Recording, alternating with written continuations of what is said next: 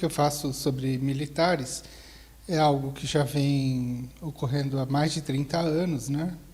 Desde que eu comecei a fazer minhas pesquisas de pós-graduação, já no mestrado. Não foi exatamente uma novidade perceber vamos dizer assim, um interesse deles pela dinâmica política.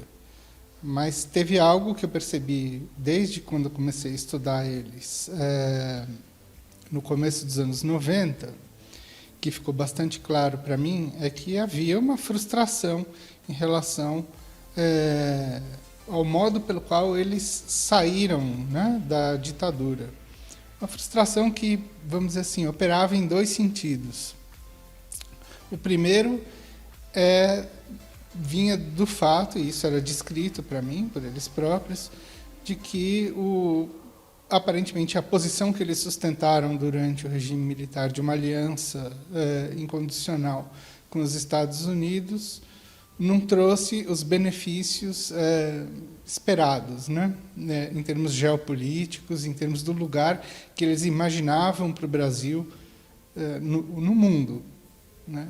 Tanto que, no próprio fim do regime militar, já durante o governo Geisel, uma série de desgastes na relação Brasil-Estados Unidos, especialmente no campo militar, já começaram a ocorrer. E, a partir dali, vamos dizer assim, o papel político deles entrou numa rota de, enfim, descendente, né? E isso causou, eu acho que talvez o segundo ponto, que foi o que eles entendiam como uma, vamos dizer assim, uma espécie de perda de prestígio social no plano interno, né, dentro do Brasil. Então eles tinham esse ponto, mas eles não arredavam o pé de uma coisa, que era da ideia de que só eles tinham competência para produzir um projeto para o Brasil, porque eles sempre assumiam a noção de que as elites brasileiras eram fragmentadas, dispersas, incompetentes, e que eles, na verdade, operariam como se fosse uma espécie de ossatura da nacionalidade que teria, vamos dizer assim, condições de reunir. A imagem que eles usavam era muito interessante. Todas essas ilhas que viviam num arquipélago chamado Brasil. Então, eles seriam, vamos dizer assim, o ponto de interligação de tudo isso. E isso, vamos dizer assim, é uma coisa que eu acho que assim, permaneceu ao longo do período democrático, né? A ideia de que eles, eventualmente, deveriam ter um papel político atuando, vamos dizer assim, numa espécie de segundo plano, mas de modo a, vamos dizer assim, interferir ou pensar, ou, vamos dizer assim, articular uma grande política interna, ou isso que eles chamavam de um projeto nacional.